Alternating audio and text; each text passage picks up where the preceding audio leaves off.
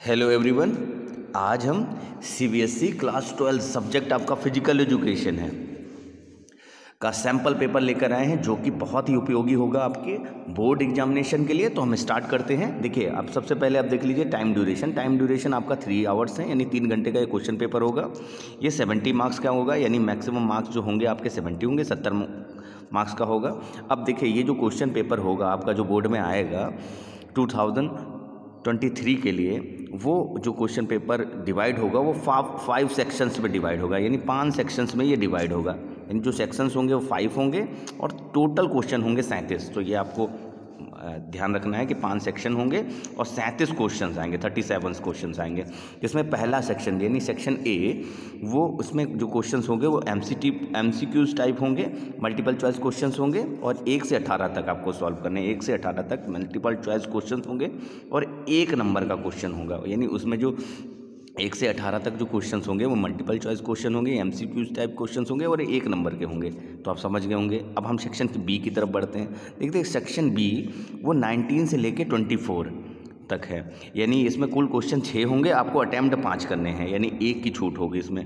और ये क्वेश्चन जो होंगे वो 2 मार्क्स के होंगे, 2 नंबर के होंगे। और ये जो इसमें वर्ड लिमिट है वो 60 to 90 वर्ड्स, यानी 60 से 90 वर्ड तक आपको इसको एक्सप्लेन करना होगा। अच्छा, अगला वाला सेक्शन देखिए, सेक्शन सी। जो सेक्शन सी है उसमें जो क्वेश्चन होंगे 25 से लेके 30 तक।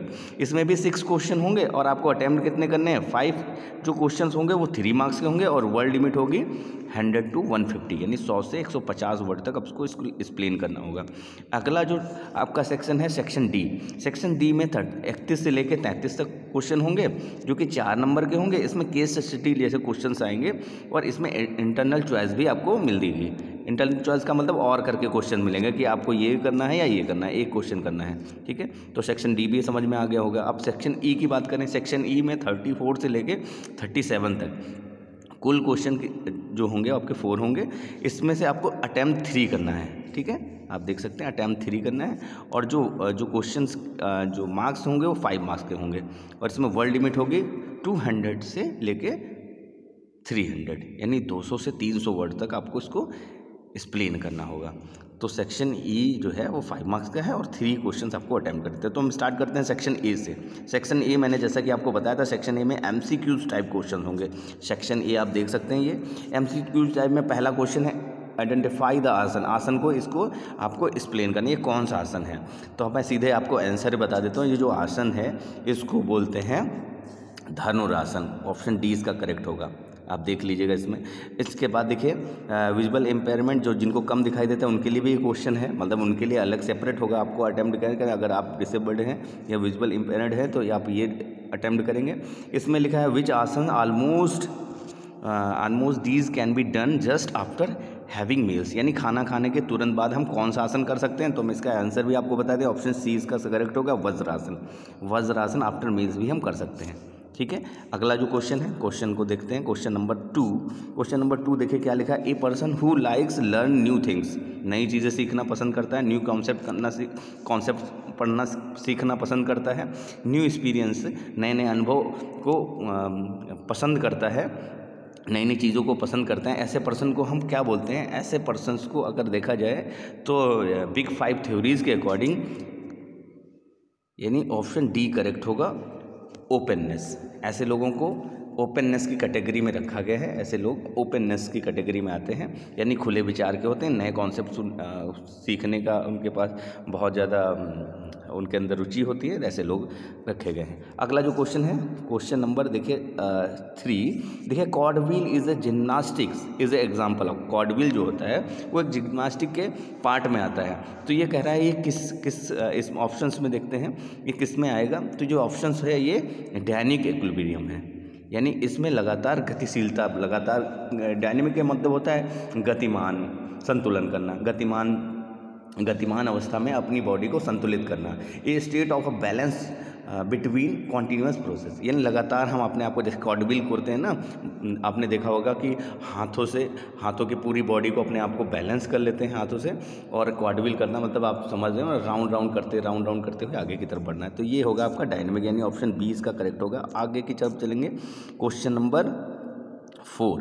क्वेश्चन नंबर 4 देखिए क्या लिखा है, slow Twitch fibres. Slow Twitch fibres is dash लगा है इन कलर, किन कलर में होता है, तो स्लो ट्विच फाइबर्स जो है उनको रेड मसल्स फाइबर के नाम से जानते हैं। किस नाम से जानते हैं, रेड मसल्स फाइबर, यानी उनका कलर रेड होता है। इसका करेक्ट आंसर होगा ऑप्शन बी।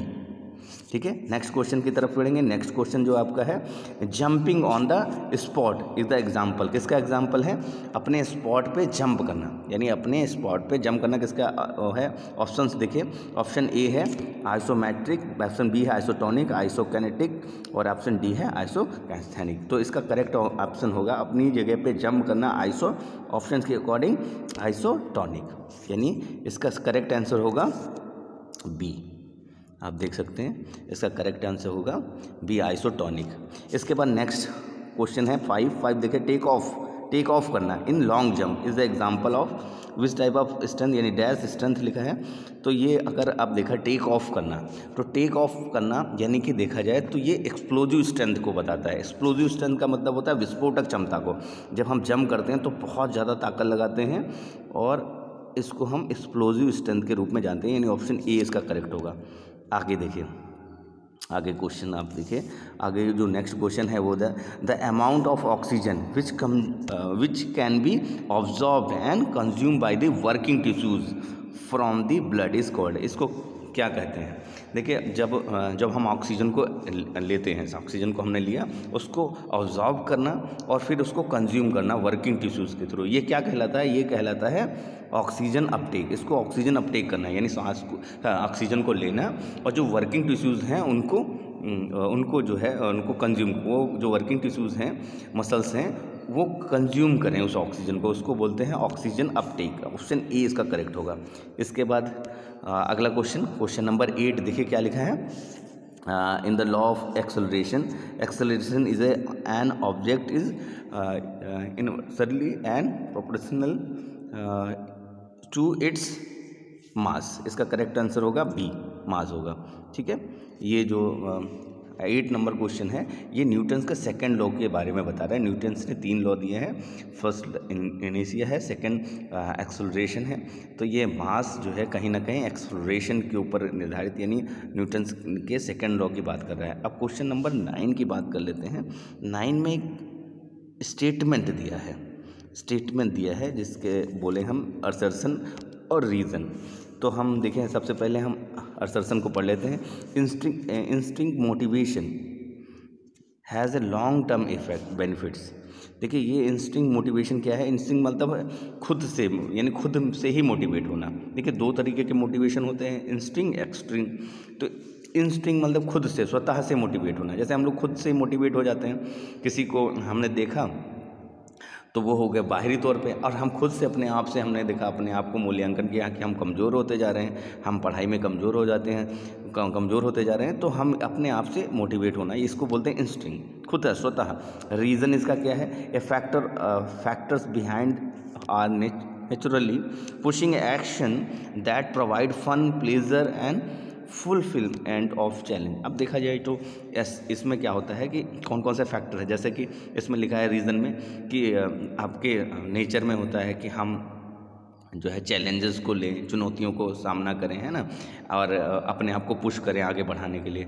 तो ये दोनों ही असर्शन और रीज़न दोनों ही करेक्ट हैं। ऐसे क्वेश्चंस को मैं अब जो ऑप्शंस है ये देखिए लिखा है, both A and R true and R is a correct explanation of A, यानी ए जो है करेक्ट एक्सप्लेनेशन बताया गया है, तो ये दोनों सही है। ए का मतलब, ए में लिखा है, असर्शन में लिखा है कि जो है इंस्टिंक्ट जो है मोटिवेशन, ये जो है लॉन्ग टर्म बेनिफिट्स लाता है और ये कहीं ना कहीं आपको आगे चुनौतियों का सामना करने के लिए प्रेरित करता है। तो रीज़न भी इसका करेक्ट है। तो आप अगले क्वेश्चन की तरफ पढ़ेंगे। अगला जो क्वेश्चन है वो क्वेश्चन नंबर 10 है। देखिए क्या लिखा है बच्चों, carbohydrates which are soluble in water and crystalline in structure. तो ये कह रहा है कि जो पानी में घुल जाने वाले कार्बोहाइड्रेट्स हैं, है ना, क्रिस्टाइन है ना, soluble हैं, पानी में घुल जाने वाले हैं, और क्रिस्टाइन स्ट्रक्चर क्या होते हैं, उनको किस नाम से जानते हैं। तो क्वेश्चन का आंसर है ऑप्शन ए सिंपल। इसका आंसर है सिंपल कार्बोहाइड्रेट। इसका करेक्ट आंसर है सिंपल कार्बोहाइड्रेट, ये घुल जाते हैं। और जो कॉम्प्लेक्स होते हैं वो घुलते नहीं हैं, तो वाटर सोलुबल है एक, तो इसे समझ जाइएगा आप। नेक्स्ट देखिए, नेक्स्ट जो क्वेश्चन है क्वेश्चन नंबर 11। क्वेश्चन नंबर 11 में आप देख सकते हैं क्या लिखा है, which almost these are not micro minerals. इसमें से कौन सा माइक्रो मिनरल नहीं है? ठीक है, तो मैं बता दूं, आयोडीन इसकी कमी, मतलब इसको माइक्रो में रखा गया है, आयोडीन को माइक्रो में रखा गया है। नेक्स्ट देखिए, नेक्स्ट है आयरन। आयरन को भी किस में रखा गया है? माइक्रो में, है ना। और कॉपर को भी रखा गया है। तो बचा कौन सा? बचा है ऑप्शन बी, यानी इसका करेक्ट आंसर होगा ऑप्शन बी। क्या है इसका? मैग्नीशियम। मैग्नीशियम जो आपके न्यूरोमस्कुलर सिस्टम को एक्टिव करने में, नर्वस सिस्टम को एक्टिव करने में हेल्पफुल होता है, उनको अच्छा करने में मदद करता है। ठीक है, तो दो तरीके के मिनरल्स होते हैं, एक माइक्रो होता है, एक मैक्रो होता है। तो माइक्रो MICRO जो आप में पूछा गया है, इसका मतलब होता है सूक्ष्म, छोटे मिनरल्स, जो छोटे मिनरल्स हैं। तो छोटे मिनरल्स में आयोडीन है, आयरन है और कॉपर है। लेकिन इसमें पूछा इसमें से नहीं है, कौन सा माइक्रो नहीं है? तो ये मैग्नीशियम, ये आपका आता है मैक्रो में, MACRO, यानी वहत में, वहत मिनरल में से। आगे की तरफ बढ़ेंगे, आगे जो हमारा क्वेश्चन है वो लिखा है, बहुत ही अच्छा क्वेश्चन है। देखिए, which asanas is helpful increasing height. Height को इंक्रीज करने वाले आसन में सबसे पहले आप सभी जानते होंगे ताड़ासन, इसका करेक्ट आंसर है। ताड़ासन करेक्ट आंसर है। क्यों ताड़ासन? ताड़ासन एक ट्री के नाम से है। ताड़ का मतलब होता है ट्री, एक ट्री के नाम पे है एक, तो वो बहुत ही जल्दी ग्रोथ कर ले जाता है। और इस आसन में हम दोनों हाथों को ऊपर रेज करते हुए अपनी बॉडी को बैलेंस करते हैं टोज पे, तो इसका नाम है ताड़ासन। तो हाइट को इंक्रीज करने के लिए आसन के रूप में हम जानते हैं। अगला जो क्वेश्चन है, देखिए, how many byes will be given if there are 17 teams. अब कह रहा है बाई कितनी होंगी। देखिए, जो बाई निकालने का जो फॉर्मूला है उसमें हम क्या करते हैं, जो फॉर्मूला है वो क्या है कि 2 की हाईएस्ट पावर माइनस n। तो 2 की हाईएस्ट पावर मतलब आप समझिएगा टोटल नंबर ऑफ टीम ये है, n का मतलब हुआ टोटल नंबर टीम। यहाँ पे मैंने जो फॉर्मूला लिखा है, ये फॉर्मूला लिखा है 2 की हाईएस्ट पावर और मैंने लिखा है 2/n, स्मॉल n, और n का मतलब यहाँ पे हुआ टोटल नंबर ऑफ टीम। तो 2 की हाईएस्ट पावर मतलब आप समझिएगा, जो हम लिखेंगे यहाँ पे 2, यहाँ पे हम 2 लिख रहे हैं, ये 2 से मैक्सिमम जाना है। तो 2 हमने लिखा, 2 की हाईएस्ट पावर लिखनी है 2, अभी भी हाईएस्ट नहीं हुआ है।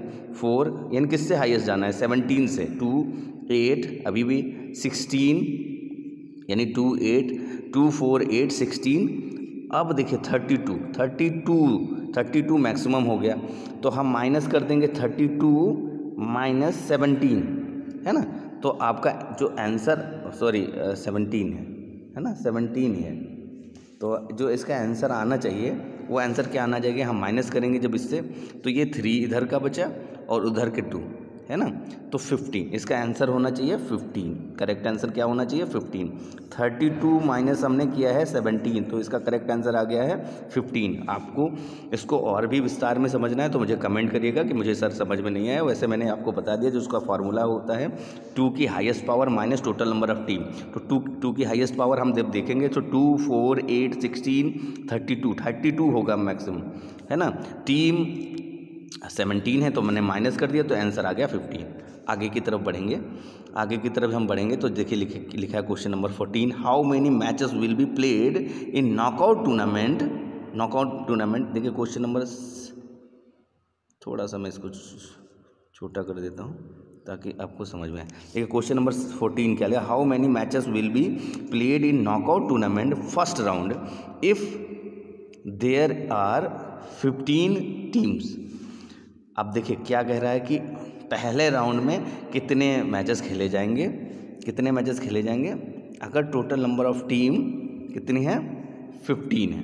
टोटल नंबर ऑफ टीम 15 है। क्वेश्चन बहुत ही महत्वपूर्ण है। ऐसे क्वेश्चंस आपको टाइम कंज्यूम करते हैं, तो आपको कॉन्सेप्ट पता होना चाहिए। पहले मैंने आपको बताया कि इस राउंड को निकालने के लिए हम देखिए लिखा है how many matches will be played the knockout tournament in first round में खेलेंगे अगर टोटल नंबर ऑफ टीम 15 है। तो देखिए पहले हम देख लेते हैं 15 में कितनी बाईस आएंगी। तो हम ये निकालने का तरीका है 16 माइनस 15, 16 यानी 2 की हाईएस्ट पावर माइनस 15, तो यहाँ पे बाई 1 आई, तो यानी एक टीम को बाई मिलेंगे। तो टोटल नंबर ऑफ टीम कितनी बची 14। तो पहले राउंड में कितने मैचेस होंगे, पहले राउंड में 7 मैचेस होने चाहिए, है ना। तो ये हम क्या करेंगे, इसको 2 से भाग दे देंगे और पता चल गया हमें, है ना। अगर ये क्वेश्चन भी आपको ना समझ में आए तो आप कमेंट करिएगा, मैं इसको और भी आसानी से समझाने की कोशिश करूँगा, क्योंकि ये सैम्पल पेपर पूरा समझाना है मुझे। तो अब इसके लिए पहले मैंने बताया आपको, पहले तो बाई निकाल लेना है। बाई मैंने बताया आपको 16 माइनस अब 16 कहाँ से आया, 2 की हाईएस्ट पावर, 2 की highest power total number of team, ये जैसे मैंने ऊपर बताया था ऊपर वाले 13 वाले क्वेश्चन में, 2 की highest power minus total number of team, total team कितनी है 15। अब 2 की हाईएस्ट पावर होगी 16 और ये 15 से हमने इसको माइनस किया तो ये बचा 1।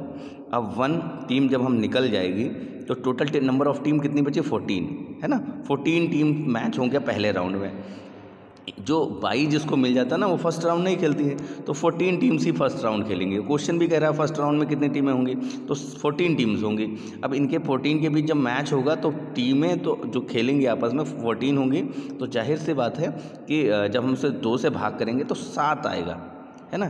तो 7 इसका बी आंसर करेक्ट होगा। अगला क्वेश्चन, अगले क्वेश्चन की तरफ बढ़ेंगे, ठीक है। अगला क्वेश्चन देखिए, क्वेश्चन नंबर 15।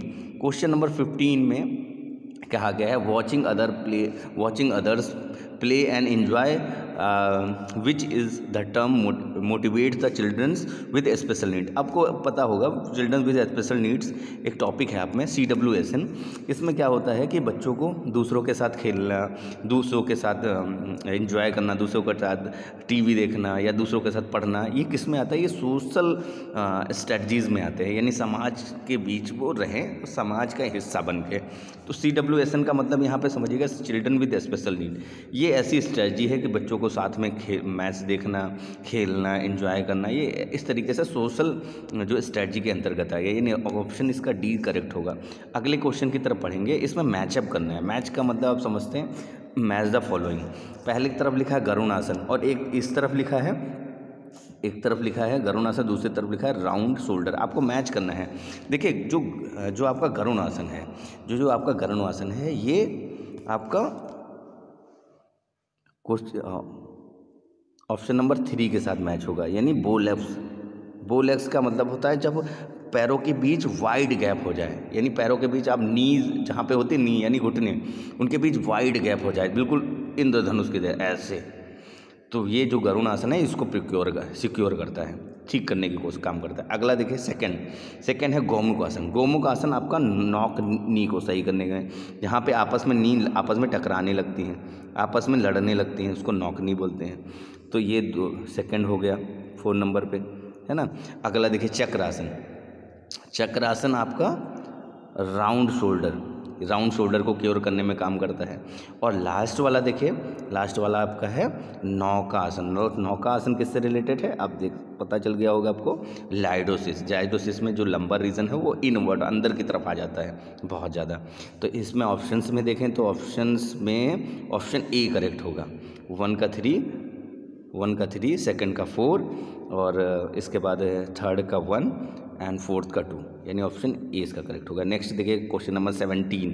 क्वेश्चन नंबर 17 में लिखा है मैच फॉलोइंग। इसमें भी जो सीनियर सिटीजन टेस्ट थे उन्हीं से रिलेटेड है। अब देखिए पहला इसमें है, पहला क्या लिखा है, चेयर स्टैंड टेस्ट किससे रिलेटेड है, लोअर बॉडी स्ट्रेंथ के लिए, यानी 1 का तो 1 से ही मिल जाएगा। देखिए 1 का 1 से मिला दिया हमने, ठीक है। दूसरा वाला क्या है, आर्म कर्ल टेस्ट जो है आपका तीसरे से मिलेगा। तीसरे से मतलब यहाँ पे देखिए, यानी अपर बॉडी स्ट्रेंथ के साथ। और इसके बाद वाला देखिए थर्ड वाला है, थर्ड क्या लिखा है, बैक स्ट्रेचेस किससे रिलेटेड है, अपर बॉडी फ्लेक्सिबिलिटी से। और लास्ट वाला 6 मिनट वॉक टेस्ट जो है एरोबिक इंडोरेंस से, यानी 2 से मिल जाएगा, है ना। तो ये आपका जो ऑप्शन ए है वो करेक्ट होगा। ऑप्शन ए, यानी इसमें ऑप्शंस बने हैं ना, तो ए करेक्ट होगा इसका, ठीक है, आपको समझ में आ गया होगा। ये जितने भी टेस्ट हैं इसमें क्वेश्चन नंबर 17 में, ये सारे टेस्ट आपके सीनियर सिटीजन टेस्ट से रिलेटेड हैं। Chair stand test, arm curl test, back stretch test, 6 minute walk test, इसके इन्होंने लिखे पर्पस लिखे हैं एक तरफ, तो पर्पस इसको मैच करना है। अगला देखें, अगला जो क्वेश्चन है वो क्वेश्चन है, अब देखिए क्वेश्चन नंबर 18 लिखा है weakening of bones due to loss of bones density and improper bones formation is known है। देखिए बोन्स में वीकनेस ये सब आपका आता है ऑर्थोपोरोसिस, ऑप्शन सी इसका करेक्ट होगा। ऑर्थियोपोरोसिस के नाम से जानते हैं। इस तरीके से पहला सेक्शन आपका कंप्लीट हुआ, सेक्शन ए कंप्लीट हुआ, जिसमें मैंने बताया था 1 से लेके 18 तक क्वेश्चन होंगे, MCQs टाइप क्वेश्चन होंगे, 1 मार्क का होगा। ठीक है, तो ये क्लियर हो गया आपका। अब हम बढ़ते हैं सेक्शन बी की तरफ। सेक्शन बी मैंने आपको समझा दिया कि सेक्शन जो आपका बी है वो किस प्रकार से है। देखिए क्वेश्चन बी है, थोड़ा सा मैं वीडियो को रोकते हुए आंसर की तरफ भी ले जाऊंगा, पहले क्वेश्चन फिर आंसर। देखिए अब क्वेश्चन एक देखिए 19 है, देखिए सेक्शन बी में जो सेक्शन बी है मैंने आपको बताया था, जो सेक्शन बी है 2 मार्क्स का है। ठीक है, तो इसमें देखिए लिखा है कि 4 effects of exercises and muscular system. अब देखिए क्या कह रहा है कि 4 कोई इफेक्ट लिखो एक्सरसाइज के, एक्सरसाइज करने से कौन से 4 इफेक्ट्स होते हैं बॉडी में। तो थोड़ा सा मैं वीडियो रोक के देखिए जैसा कि मैंने बताया था कि 4 इफेक्ट्स ऑफ एक्सरसाइज के बताने हैं। तो देखिए एक्सरसाइज के बहुत सारे इफेक्ट होंगे आपके मस्कुलर सिस्टम पे।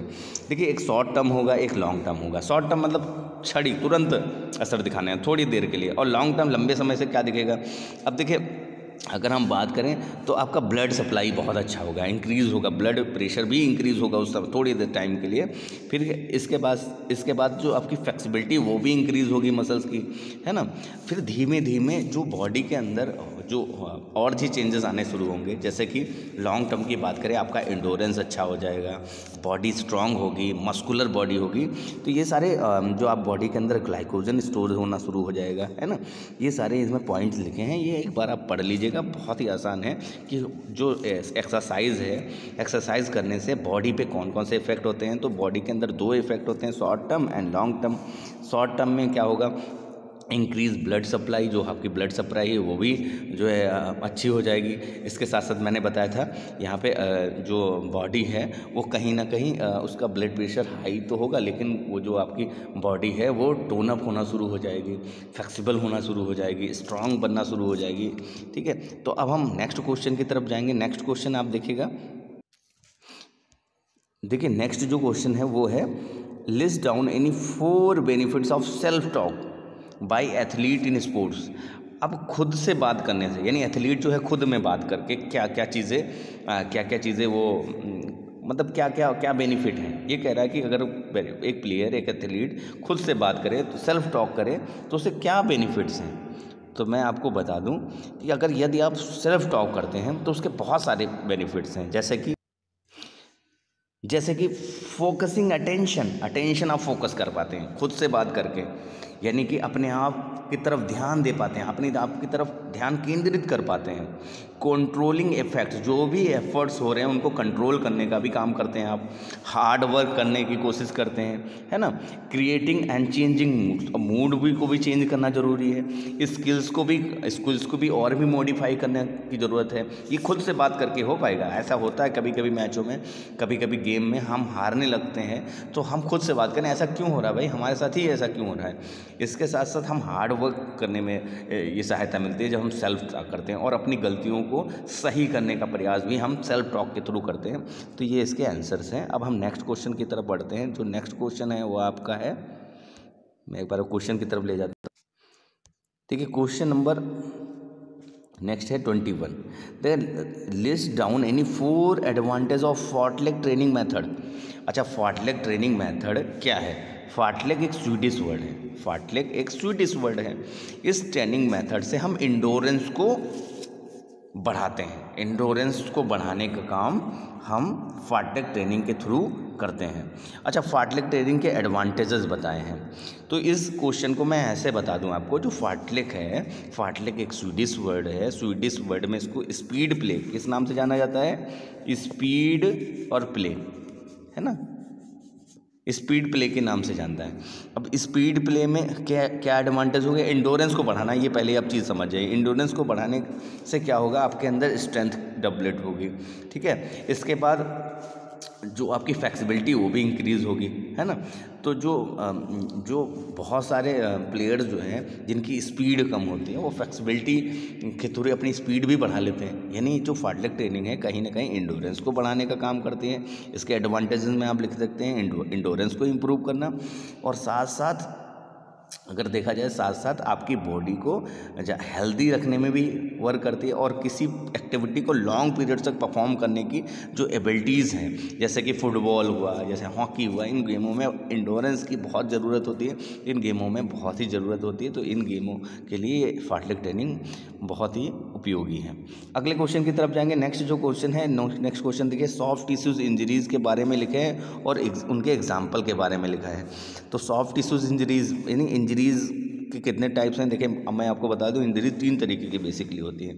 Soft tissues injuries, hard tissues injuries. Hard tissues injuries का मतलब हार्ड इंजरीज यानी बोन्स इंजरीज इनको हम बोल सकते हैं, और तीसरा इसमें होता है आपका जॉइंट इंजरीज। तो मैं एक बार आपको जो है आंसर दिखा देता हूँ, तो आप देख सकते हैं कि जो सॉफ्ट टिश्यूज़ इंजरीज़ हैं वो किस प्रकार से आपके सिलेबस में, पहला है एब्रेशन। एब्रेशन का मतलब है रगड़ लगना ना, जैसे आपने देखा होगा हम कहीं से छिल जाएं, कहीं पे ये कोहिनियों के पास ज़्यादा होता है। कंट्यूशन में क्या होता है कि जैसे कि बॉक्सर हिट कर देता है ना, तो वो हमारे अगर इक्विपमेंट्स हैं तब तो ठीक है, नहीं है तो सीधे वो हमारे जो है मसल्स में लग के उसको नीला कर देता है, और वहाँ पे एक तरीके की घाव बन जाता है। घाव मतलब इंटरनल घाव बन जाता है, ब्लीडिंग इंटरनल हो जाती है। इसके बाद देखिए लेक्रेशन होता है। लेक्रेशन का मतलब है कहीं धारदार कोने से टकरा जाना और उसमें कट लग जाना स्किन में, है ना। इसके बाद देखिए स्ट्रेन का मतलब मैंने बताया था मसल्स का अत्यधिक खिंचाव के कारण होता है स्ट्रेन, यानी खिंचाव हो जाना। डिहाइड्रेशन के कारण या अत्यधिक दबाव के कारण ऐसा होता है ना। हमारे जो है पैरों में या फिर पीठ में खिंचाव की समस्या देखी गई है। इसके साथ है स्प्रेन का मतलब मोच होता है ना। तो मोच पैरों में देखने को मिलता है, पैर मुड़ जाए, है ना, तो ये स्प्रेन होता है। ये भी लिगामेंट से रिलेटेड इंजरीज़ है। इसके बाद ये सॉफ्ट टिश्यूज़ में ही आता है। इसके बाद इंक्लूजन देखिए, इंक्लूजन में क्या होता है कि जैसे कोई धारदार वस्तु है उससे स्किन कट जाए, है ना, तो वो क्या कहलाता है, इंक्लूजन। ठीक है, तो आप समझ गए होंगे सॉफ्ट टिश्यूज़ इंजरीज़ जो है हमारी कौन कौन सी हैं। एब्रेशन यानी घर्षण हो जाना। कंट्यूशन में मैंने आपको बताया कि जहाँ पे जो बॉक्सर होते हैं सीधे तरीके से हिट करते हैं या कबड्डी में हिट करते हैं, तो एक तरीके से देखा जाए तो मसल्स में एक नीलापन बन जाता है ना। इसके बाद लिक्रेशन, कट लग जाना, स्किन की इंजरी है। स्ट्रेन यानी कि मसल्स का अत्यधिक खिंचाव हो जाना। इसके बाद है स्प्रेन यानी मोच लगना, और इंक्लूजन का मतलब मैंने बताया कि आपको कि धारदार उपकरण से कट जाना, स्किन इंजरीज में ही आता है। अगले क्वेश्चन की तरफ चलेंगे, क्वेश्चन नंबर 23। क्वेश्चन नंबर 23 है, देखिए क्या लिखा है, list down the objectives and administration of flamingo test. देखिए फ्लेमिंगो टेस्ट जो है ये खेलो इंडिया प्रोग्राम में है, और ये जो फ्लेमिंगो टेस्ट है ये जूनियर बच्चों के लिए है, यानी 5 से 8 साल तक के बच्चों के लिए है। तो मैं टेस्ट का एडमिनिस्ट्रेशन बता देता हूँ आपको। तो आप देख सकते हैं स्क्रीन पे, फ्लेमिंगो को स्टैटिक बैलेंस के नाम से जानते हैं। अब इसमें क्या करता है, कोई बच्चा एक बीम पर, मतलब आप समझ लिए एक ईंट है यानी मतलब कोई पत्थर है जिस पे आपको एक पैर पे खड़े होना है और दूसरे पैर को इस तरीके से फोल्ड करना है, हाथ को सामने की तरफ रखना है इस तरीके से। जैसे आप देख सकते हैं हाथ को इसने सामने की तरफ किया है और अपने पैरों को, एक पैर को इसने बॉडी पे बैलेंस करने के लिए रखा है नीचे बीम पे, ये बीम है, और एक पैर को फोल्ड किया है, इस तरीके से रोकना है। अब इसमें करना क्या है, आपको 30 सेकंड तक अपना बैलेंस बनाना है। ठीक है, इसको बोलते हैं फ्लेमिंगो टेस्ट, है ना। फ्लेमिंगो एक तरीके के पक्षी के नाम पे है और उसी बर्ड के नाम पे इसको रखा गया है। ये बैलेंसिंग टेस्ट है, मैंने आपको बताया था ये छोटे बच्चों के लिए, 5 से 8 साल तक के बच्चों के लिए ये टेस्ट बनाया गया, साई खेलो इंडिया प्रोग्राम में रखा गया है इसको। ये बैलेंसिंग टेस्ट है, इसके उद्देश्य यही कि बच्चे अच्छे से अपने आप बॉडी को बैलेंस कर पाएँ। ठीक है, तो अब इसमें खास बात मैं आपको बता दूं कि 60 सेकंड तक यानी 1 मिनट तक अपनी बॉडी को बैलेंस करना है इस बीम पे। अगर मान लीजिए आप 15 बार गिर जाते हैं, 15 बार आपका बैलेंस बैलेंस टूट जाता है 30 सेकंड में, तो क्या होगा, ये टेस्ट पुनः से दोहराया जाएगा। बस हो गया टेस्ट। इसके ऑब्जेक्टिव यही कि बॉडी को बैलेंस करने के लिए इस टेस्ट को किया जाता है, बॉडी के बैलेंसिंग एबिलिटीज़ को देखने के लिए टेस्ट किया जाता है। अगले क्वेश्चन की तरफ बढ़ेंगे। क्वेश्चन नंबर, देखिए क्वेश्चन नंबर 24 में कहा गया है कि what should be the basic nutrients in the weight lifters diet and why. देखिए बेसिक न्यूट्रिएंट्स कौन सा होगा, एक वेट लिफ्टर जो होता है उसके अंदर अच्छी खासी ग्रोथ की रिक्वायरमेंट होती है। यानी जो वेट लिफ्टर होता है वो अपनी बॉडी को मतलब बहुत ज़्यादा उसको चाहिए एनर्जी भी, और साथ साथ उसके जो मसल्स हैं वो उसमें अच्छी ग्रोथ हो, साइज ऑफ मसल्स अच्छा होना चाहिए। तो इसका जो आंसर है मैं आपको बता दूं, प्रोटीन होगा। आगे देखिए बच्चों, जो प्रोटीन होता है वो बॉडी बिल्डर्स यूज़ करते हैं। प्रोटीन्स क्या करता है, बिल्ड करता है and repair blood body cells, जो बॉडी सेल्स हैं उनको रिपेयर करने का काम करता है। यानी कि बॉडी का निर्माण करना, मसल्स का निर्माण करना प्रोटीन क्या करता है, और सेल्स भी निर्माण करता है। ठीक है, साथ साथ जो एंजाइम्स है, हार्मोन्स है, एंटीबॉडीज़ बनाने का भी काम करता है। और ये 4 कैलोरीज प्रति ग्राम एनर्जी भी प्रोवाइड करते हैं। तो एनर्जी की काम करता है, लेकिन जो बॉडी के जो सेल्स हैं उनको बनाना और उनको रिपेयर करने का जो महत्वपूर्ण काम वो प्रोटीन ही करता है। इसका मेन सोर्स में भी आपको बता दूं, जैसे मिल्क है, मिल्क प्रोडक्ट हैं, ये सब चीज़ों में आपको प्रोटीन प्रोवाइड होती है। नेक्स्ट क्वेश्चन की तरफ जाएंगे। नेक्स्ट जो क्वेश्चन होगा वो क्वेश्चन आपके, देखिए सेक्शन जो सी है आपका, वो जो सेक्शन सी है वो 3 मार्क्स का है। सेक्शन सी आपका 3 मार्क्स का है। अभी जो सेक्शन बी था वो 2 मार्क्स का था। अब देखिए यहाँ पे जो क्वेश्चन 25 है वो सेक्शन सी से है।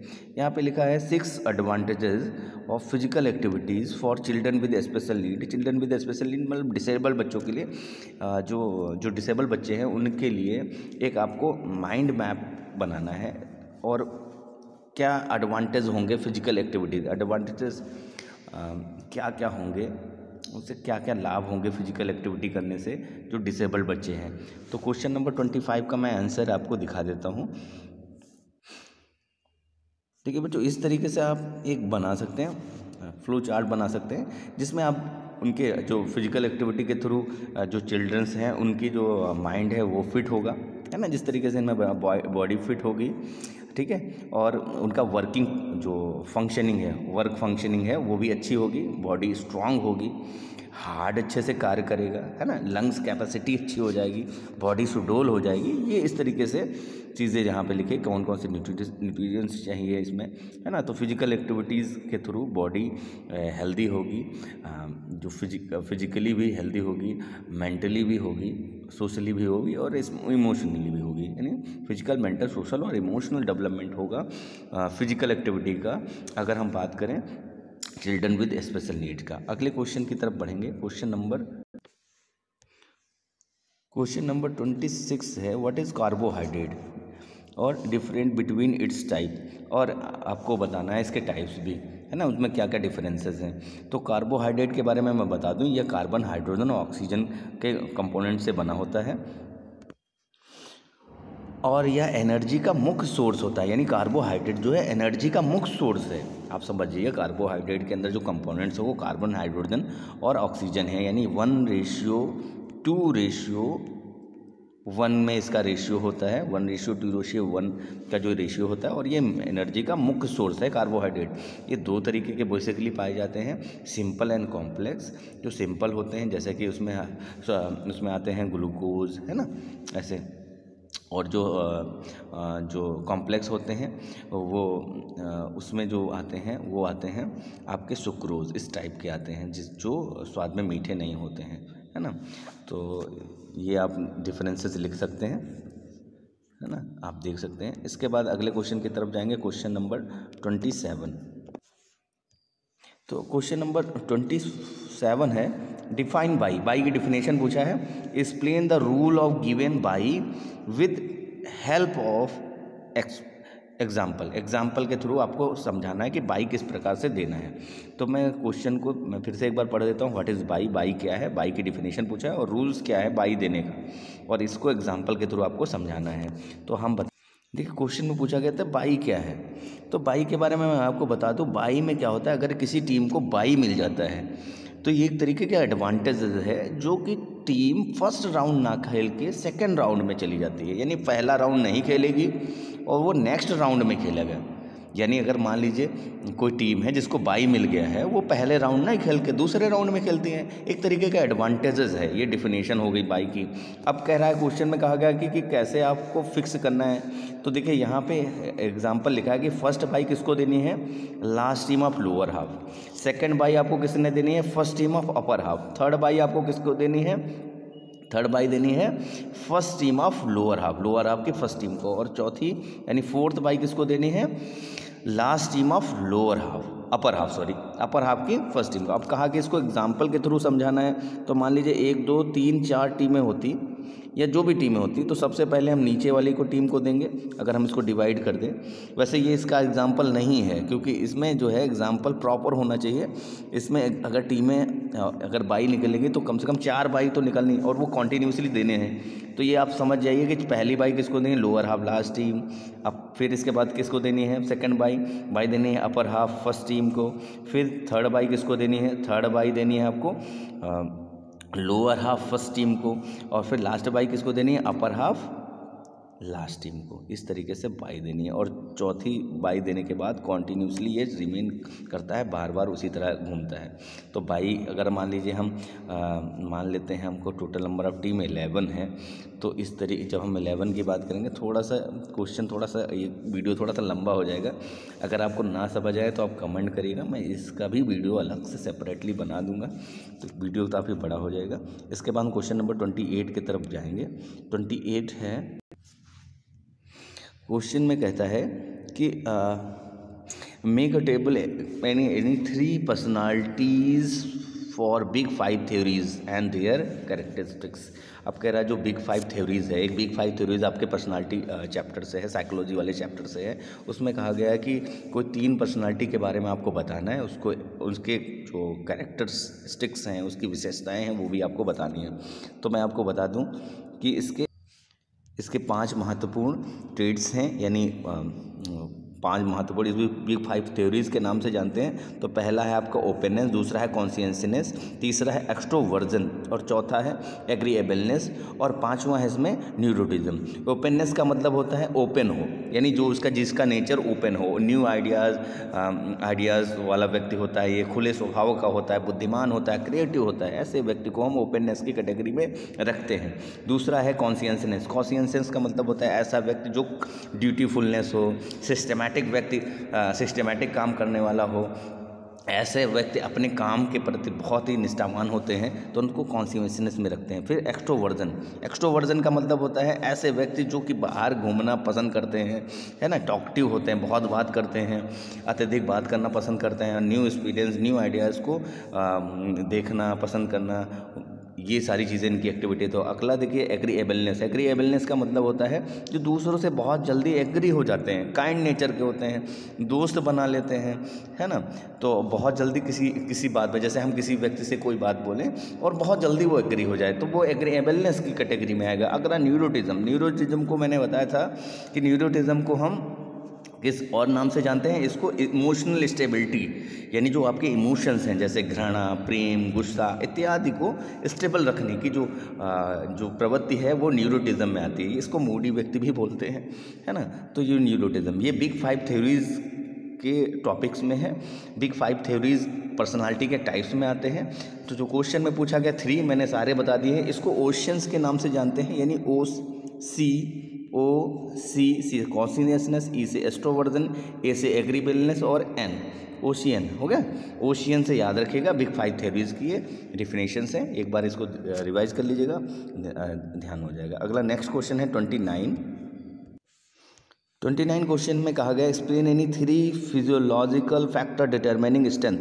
स्ट्रेंथ को निर्धारित करने वाले तत्व पूछा गया है। स्ट्रेंथ को निर्धारित करना यानी अगर आपकी बॉडी के अंदर स्ट्रेंथ है, शक्ति है, तो कौन से फैक्टर्स हैं।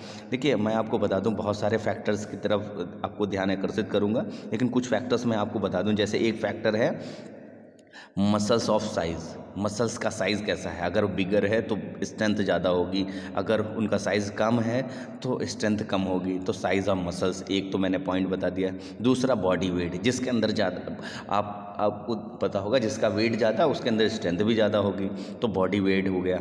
एक होता है इसमें फैक्टर, मैं ये बता सकता हूँ आपको कि वाइट मसल्स, जो वाइट मसल्स होती हैं उनको फास्ट ट्विच मसल्स फाइबर्स के नाम से जानते हैं, तो ये भी एक एग्जाम्पल हो गया आपका। तो आप इसको एक बार पढ़ लीजिएगा कि स्ट्रेंथ को बढ़ाने के कौन कौन से फैक्टर हैं। तो मसल्स का साइज़ अच्छा होना, मसल्स का क्या साइज़ है ना, साइज़ कैसा है, ज़्यादा होगा तो ज़्यादा प्रोड्यूस होंगे, तो बिगर मसल्स जो होंगी ज़्यादा स्ट्रेंथ प्रोड्यूस करेंगे। बॉडी वेट कैसा है, बॉडी वेट जितना ज़्यादा, देखा गया है कि जो जितने वेट का होता है ना उससे कम से कम 2 गुना यानी डबल, यानी अगर कोई 30 किलो का है तो लगभग 60 किलो तक उठा सकता है। ये एक अप्रॉक्सीमेटली देखा गया है। अगले क्वेश्चन की तरफ जाएंगे। अगला जो क्वेश्चन है वो क्वेश्चन कह रहा है कि what is the meaning of female athletes treats.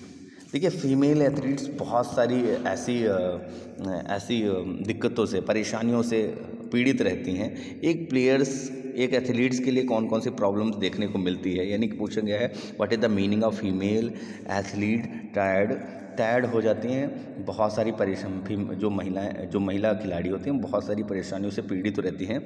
आपसे कह रहा है कोई 2 बताइए, ठीक है। तो मैं क्वेश्चन को आपको फिर से तो सामान्यतः जो फीमेल एथलीट्स ट्रेड्स हैं उसमें मैंने आपको बताया था कि सामान्यतः वो 3 तरीके की बीमारियों से पीड़ित रहते हैं। देखिए, एक तो है ईटिंग डिसऑर्डर, जिसको डिसऑर्डर ईटिंग लिखा है। इसमें असामान्य खान पीन की जो आदत हो जाती है उस कारण से भी एथलीट्स परेशान रहते हैं, फीमेल एथलीट परेशान रहते हैं।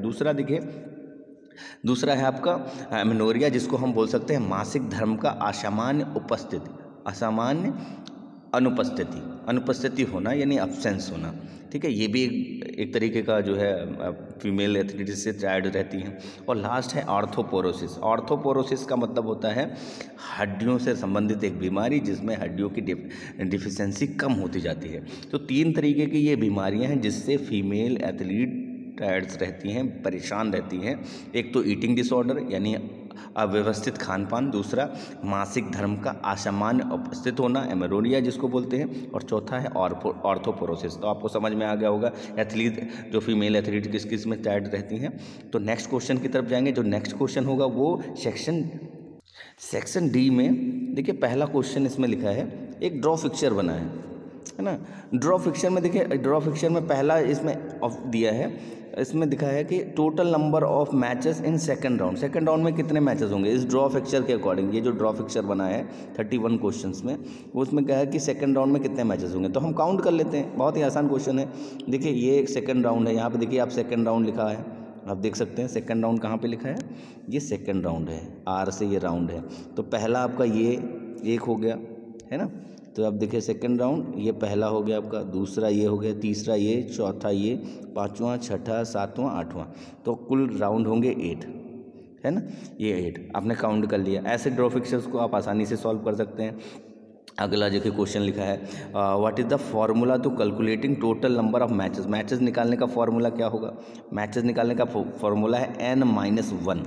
मैच निकालने का क्या फार्मूला है, n-1। n मतलब ये क्या होगा, टोटल नंबर ऑफ टीम यहाँ पे 19 है, 19 से 1 कम कर दीजिए, यानी आंसर आएगा 18। इसका करेक्ट आंसर होगा, क्या होगा, 18। तो अगर फार्मूला ही लिखने को बोलेगा तो आप फार्मूला लिख लीजिए, अगर पूरा आपको सॉल्व करने को कहेगा तो आप सॉल्व कर लीजिएगा, बहुत ही आसान है। अगला देखिए क्या लिखा है, 4th round in a case can be called. देखिए 4th राउंड जो है इस किस नाम से जाना जाता है। अब देखिए राउंड यहाँ पे मैंने बताया था 1 लिखा है, यहाँ पे 2 लिखा है ना, देख सकते हैं आप 1 2, इसको थोड़ा मैं एक बार जूम करके देता हूँ, 1 2 3 4। तो 4 राउंड जो है वो किस नाम से जाना जाता है, यही तो है क्वेश्चन। ये जो क्वेश्चन है पूछा गया था कि 4 राउंड किस नाम से जाना जाता है ना। तो ये 4th राउंड है। 4th राउंड को अगर हम देखें तो सबसे लास्ट वाला जो राउंड होगा वो फाइनल राउंड होगा, है ना।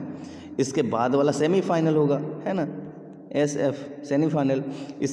तो सेमीफाइनल होगा ये, इसके बाद वाले क्वार्टर फाइनल्स होंगे। तो ये इसका आंसर होगा सेमीफाइनल। करेक्ट आंसर होगा क्या? सेमीफाइनल, यानी तो सी वाले का क्या होगा आंसर? सेमीफाइनल। अगला नेक्स्ट वाला देखिए, नेक्स्ट वाला जो क्वेश्चन है उसमें और भी लगा है।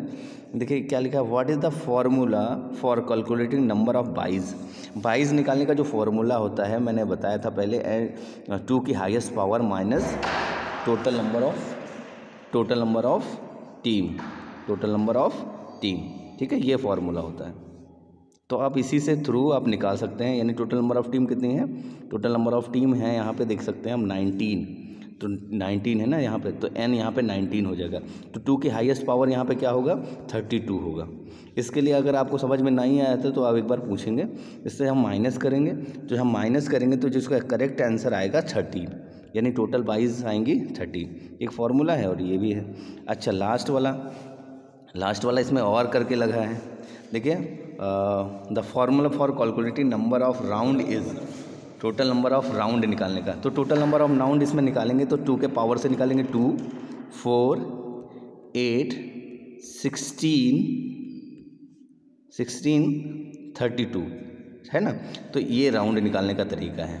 ये आप अगर समझ में ना आए हो तो आप जो है इसका मुझे मैसेज करेंगे, मैं बना दूँ। 1, 2, 3, 4, 5 को टोटल नंबर ऑफ राउंड निकालने का फॉर्मूला है।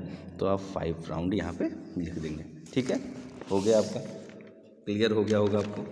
आगे की तरफ बढ़ेंगे तो जो डिसेबल है उनके लिए क्वेश्चन है। तो इसमें लिखा है वर्किंग कमेटीज़ के बारे में बताया उनका कैसे। तो आप किसी भी कंपटीशन को अगर करने जा रहे हैं तो उसमें जो मेन महत्वपूर्ण जो कमेटीज़ होंगी उसमें सबसे ऊपर होगा एडमिनिस्ट्रेशन, फिर एग्जीक्यूटिव कमेटी, फिर बहुत सारी कमेटी हैं जैसे publicity committee, first aid committee, transportation committee, welcome committee, ground equipments committee. तो इस तरीके से आप कमेटियाँ बना सकते हैं।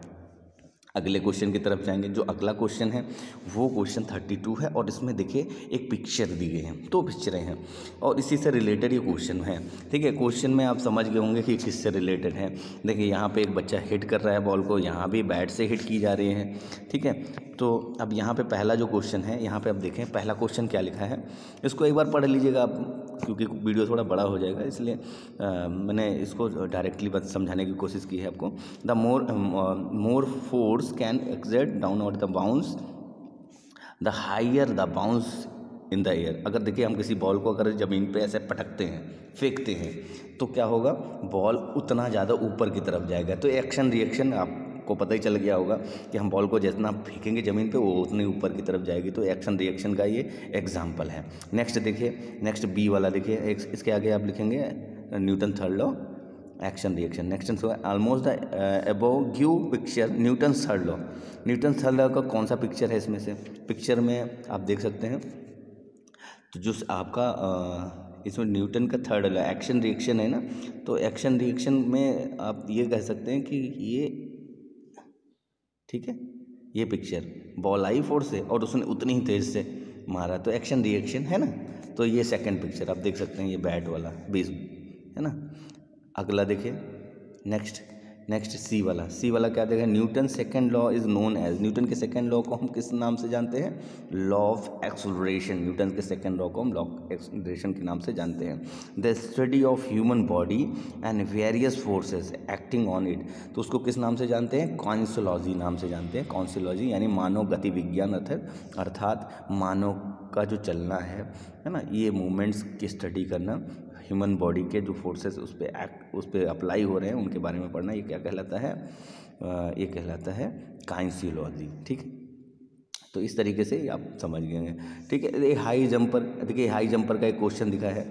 ये हाई जंपर जो है वो जब जंप करता है तो क्या करता है, लास्ट टाइम जब टेक ऑफ करने जाता है तो वो क्या करता है, एक पैर से बहुत तीर से पुश करता है अर्थ को, है ना, उस सरफेस को। तो ये किसका एग्जाम्पल है? ये न्यूटन्स के थर्ड लॉ एक्शन रिएक्शन का एग्जाम्पल है। तो और वाला क्वेश्चन भी आप समझ गए होंगे, है ना। इसके बाद देखिए जो डिसेबल्ड बच्चों के लिए, उनके लिए है व्हाट इज़ इक्विलिब्रियम। इक्विलिब्रियम एक तरीके का एक बैलेंस है, इससे बॉडी को बैलेंस यानी एक कंडीशन ऐसी जैसे बॉडी अपने आप को बैलेंस कर सकते हैं। इसको बढ़ाने के बहुत सारे प्रिंसिपल हैं, जैसे सेंटर ऑफ ग्रेविटी को समझना, है ना, centre of gravity with the base of support, ये सब चीज़ें जो हैं, जब ये सारी चीज़ें आपको पता हो, जैसे इंक्रीज मास, जिसका ज़्यादा मास होगा वो उतना स्टेबल होगा, है ना, ये सारे प्रिंसिपल होंगे। भार के बढ़ने से भी सेंटर ऑफ ग्रेविटी बढ़ती है, ये मैंने आपको बता दिया। अगले क्वेश्चन की तरफ जाएंगे। अगला क्वेश्चन जो है आपका, वो क्वेश्चन देखिए, क्वेश्चन नंबर 33। क्वेश्चन नंबर देखिए 33, पिक्चर से रिलेटेड। ये पिक्चर जो है ये किससे रिलेटेड है? ये स्पेशल ओलंपिक से रिलेटेड है पिक्चर। और मैं आपको सीधे क्वेश्चन की तरफ लेके जाता हूँ। What is the mission of first organisations? जो फर्स्ट ऑर्गेनाइजेशन है उसका मिशन क्या था? तो मिशन के बारे में मैं बता दूं कि जो ऑर्गेनाइजेशन, ऐसे ऑर्गेनाइजेशंस होते हैं जो CWSN को लेकर चलते हैं, यानी जो डिसेबल्ड लोग हैं उनके लिए जो मिशन, उनका मिशन ये होता है कि वो सामान्य व्यक्ति की तरह ही अपनी जो है एक छवि या बोले अपना एक प्रभाव समाज में दिखा सकें, यानी समाज में एक अच्छे नागरिक की तरह रह सकें, उनके साथ भेदभाव ना हो। तो ये जो मिशन था पहला, फर्स्ट ऑर्गेनाइजेशन का मिशन यही था कि उनको स्पेशल ट्रेनिंग दी जाए, उनके फिटनेस का ध्यान रखा जाए, यानी जो डिसेबल बच्चे हैं, ये डिसेबल लोग हैं, उनकी फिटनेस का ध्यान रखा जाए और स्पोर्ट्स की तरफ प्रोत्साहित किया जाए। इसके बाद नेक्स्ट देखिए, इसका मोटो क्या था? मोटो क्या था? Let me win, let me win. इसका मोटो क्या था? Let me win but I can not be win, यदि मैं नहीं जीत सकूं, लेट मी ब्रेव इन अटेम्प्ट। अटेम्प्ट तो हमको बहादुरी के साथ करना है, ये इसका मोटो है। एक बार पढ़ लीजिएगा इसको, लेट मी विन। ये स्पेशल ओलंपिक का मोटो है, let me win but I can not win. अगर मैं नहीं जीत सका तो कम से कम मैं बहादुरी के साथ अटैम्प्ट तो कर सकूं, लेट मी ब्रेव इन अटैम्प्ट। ठीक है, नेक्स्ट क्वेश्चन की तरफ जाएंगे। नेक्स्ट क्वेश्चन दिखा है, until 1965 the games second picture हुए। देखिए सेकेंड पिक्चर ये मैंने बताया था आपको, ये सेकेंड पिक्चर है आपकी डेफ ओलंपिक की। जो डेफ ओलंपिक है इसमें कई बार नेम चेंज किए गए। पहले इसका नाम रखा गया इंटरनेशनल गेम्स फॉर डेफ, फिर इंटरनेशनल साइलेंट गेम्स भी कहा गया, इसे वर्ल्ड साइलेंट गेम्स के नाम से भी जाना गया, वर्ल्ड गेम्स फॉर डेफ। फिर इस तरीके से इनका नाम चेंज किया गया। तो ये इससे पहले इसको जाना जाता था इंटरनेशनल गेम फॉर डेफ, और या फिर बोलते हैं इंटरनेशनल साइलेंट गेम्स के नाम से हम जाना जाता था 1965 से पहले। तो आप समझ गए होंगे 1965 से पहले जो सेकंड पिक्चर है ये डेफ ओलंपिक, जिनको सुनाई नहीं देता है उनके लिए ये ओलंपिक किया गया था। और इसमें अगले क्वेश्चन की तरफ जाएंगे। नेक्स्ट जो है second picture of characterize in every, कितने सालों के बाद ऐसे गेम्स होते हैं? तो ये 4 सालों के बाद होता है। इसका करेक्ट आंसर होगा 4 ईयर, तो आप लिख लेंगे 4 ईयर्स। ठीक है, तो आप समझ गए होंगे। इसके बाद देखिए, एक जो डिसेबल बच्चे हैं उनके लिए भी क्वेश्चन दिया गया है कि जो पैरा ओलंपिक्स है इसका ऑरिजिन क्या है और इसमें कौन कौन सी गेम्स इसमें रखे गए हैं। ठीक है, बहुत सारे गेम्स इसमें इंक्लूडेड हैं। ठीक है, जो डिसेबल बच्चों के अकॉर्डिंग, डिसेबल लोगों के अकॉर्डिंग रखे गए हैं। ठीक है, जो डेफ ओलंपिक है 1924 में, जो डेफ ओलंपिक था 1924, जिसमें इसमें पूछा गया है पैरा ओलंपिक। तो पैरा ओलंपिक जो है 1960 में पहली बार कहाँ पे? रोम, इटली में इसका उद्भव हुआ था, यानी कि ऑरिजिन हुआ था। और इसमें बहुत सारी कैटेगरीज रखे गए थे। जो डिसेबल्ड लोग हैं पैरा ओलंपिक में रखा गया था, जो डिसेबल्ड है ना, इंटेलेक्चुअल है, शॉर्ट स्ट्रक्चर, ऐसे लोग इसमें रखे गए थे। तो आगे क्वेश्चंस की तरफ हम जब बढ़ेंगे तो जो हमारा नेक्स्ट क्वेश्चन है वो सेक्शन ई से हो, लास्ट सेक्शन है, ये 5 मार्क्स का है। अब देखिए यहाँ पे एक ऐसे क्वेश्चन दिखे, the list any 4 asanas use to prevention of asthma. Asthma के क्योर हेतु कौन कौन से आसन्स हैं और उनमें जो उनका जो है आपको स्टिकर्स बनाने हैं, स्टिकर डायग्राम बनाने हैं, और फिर उनमें से किसी एक का और इसका प्रोसीजर भी लिखना है। तो मैं सीधे आपको वो आसन, तो आप देख सकते हैं इन पिक्चर से आपको बहुत ही आसानी मिलेगी। अस्थमा को क्योर करने के आसन हैं। सुखासन देख सकते हैं आप, सुखासन है, ये आपका है। इस आसन का नाम है चक्रासन, फिर गौमुख आसन, फिर इसको हम बोल सकते हैं माउंटेन पर्वत आसन, माउंटेन पोज। इसके बाद भुजंग आसन, फिर देखिए पश्चिमोत्तान आसन, फिर इसके बाद मत्स्य आसन यानी फुस पोज, और लास्ट में है आपका अनुलोम विलोम। ये आसन आपको किस लिए लिखने हैं? ये आसन लिखने हैं अस्थमा को क्योर करने हैं। अस्थमा एक तरीके की लंग्स डिसीज़ है, फेफड़ों का इनहेल और एक्सहेल ना कर पाना, यानी फेफड़ों की बीमारी है। और इसमें क्या होता है, जो सांस लेने में दिक्कत होती है, और इन आसन के थ्रू यानी सुखासन, चक्रासन, गौमुख आसन, पर्वत आसन, भुजंग आसन, इन आसन के थ्रू इसमें हमको सहायता प्रिवेंट हो सकते हैं, बचाव कर सकते हैं। नेक्स्ट क्वेश्चन की तरफ बढ़ेंगे। इसमें से किसी एक का पूरा प्रोसीजर कैसे आपको लिखना है, वो प्रोसीजर इसमें पूछा गया, तो प्रोसीजर आप एक बार पढ़ लीजिएगा तो आपको आसानी से याद हो जाएगा। देखिए, मैंने क्वेश्चन नंबर 35 के बारे में आपको बता दूं कि ये जो साई खेलो इंडिया प्रोग्राम है वो 2 पार्टों में डिवाइड है। एक आपका 5 से 8 साल के बच्चे और 9 से 18 साल के बच्चे। तो इसमें पूछा गया 9 से 18 साल के बच्चों के लिए कौन कौन से गेम्स, उनकी ऑब्जेक्टिव्स कौन कौन से हैं, कौन कौन से उसमें फिजिकल टेस्ट हैं। तो मैं आपको बता दूँ कि इसमें 5 महत्वपूर्ण टेस्ट हैं, देख सकते हैं आप। 9 से 18 साल के, इसमें 4 से 12 क्लास के बच्चे आएंगे, जिसमें BMI है। सबसे पहले BMI है, फिर BMI के बाद है 50 मीटर रेस, 50 मीटर है, स्पीड रेस है। इसके बाद देखिए 600 metre walk and run test है, फिर सिट एंड रीच टेस्ट है। सिट एंड रीच किसके लिए है? फ्लेक्सिबिलिटी के लिए है। स्ट्रेंथ टेस्ट के लिए है, स्ट्रेंथ टेस्ट के लिए एब्डोमिनल पास्चल कलब टेस्ट, देख सकते हैं आप।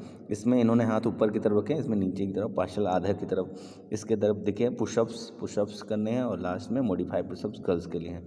पुशअप्स वाइज करेंगे, मॉडिफाइड पुशअप गर्ल्स करेंगे, सिट एंड रीच को। इस तरीके से टेस्ट इसमें जो संख्या वो 5 है। BMI, 50 metre, 600 metre, sit and reach, abdominal partial curl test, pushups और मॉडिफाइड पुशअप्स। ये एक ही में है क्योंकि बॉयज़ और गर्ल्स का अलग अलग है। तो एक बार आप देख लीजिएगा इसको ध्यान से। 50 metre, 600 metre, sit and reach test, strength test के लिए है आपका, एब्डोमिनल स्ट्रेंथ टेस्ट के लिए ये है, पुशअप्स बॉयज़ के लिए और मॉडिफाइड पुशअप्स गर्ल्स के लिए है। अगले क्वेश्चन की तरफ जाएंगे, क्वेश्चन नंबर 36।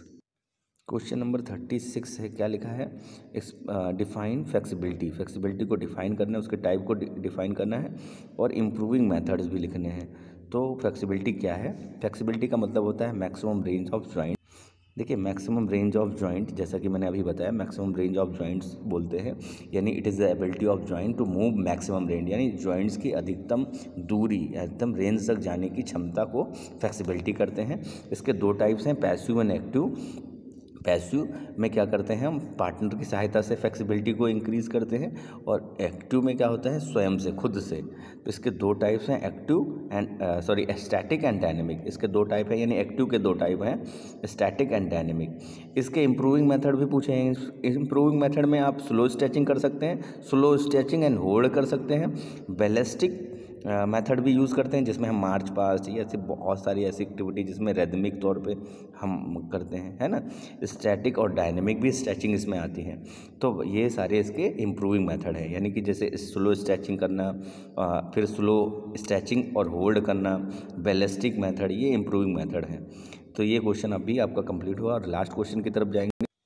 देखिए, लास्ट जो क्वेश्चन है वो लिखा है define projectile and explain any 2 factor affecting projectile with help of example for sports में बहुत सारे एग्जाम्पल हैं प्रोजेक्टाइल के। जैसे कि हम बॉल को थ्रो करें, यहाँ से अगर हम बॉल को थ्रो करें तो बॉल ऊपर की तरफ ऐसे जाएगी, है ना। तो जब बॉल ऊपर जाएगी तो इसमें कौन कौन से इफ़ेक्ट्स लगते हैं, कौन कौन से इफेक्टिंग फैक्टर्स इसमें लगते हैं जिससे बॉल की जो रेंज है वो कम हो जाती है, बॉल रुक जाती है ना।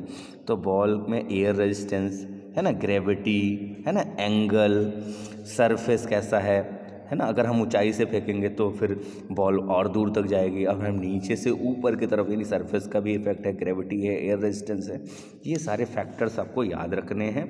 जो कि प्रोजेक्टाइल का मतलब ये पैराबोलिक पथ है ना।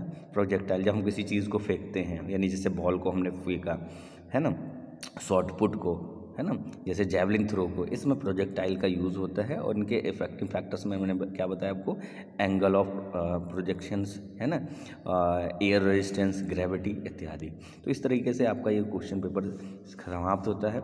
अगर इसका PDF आपको डिस्क्रिप्शन बॉक्स से मिल जाएगा। इसका PDF विद सॉल्व आपको जो आपका वीडियो के डिस्क्रिप्शन बॉक्स से मिल जाएगा। और इससे रिलेटेड कोई भी क्वेश्चन हो तो आप कमेंट बॉक्स में जाके मुझे कमेंट करके मैं उसका सेपरेट वीडियो बनाने की कोशिश करूँगा जिस क्वेश्चन में आप डाउट है। Thank you.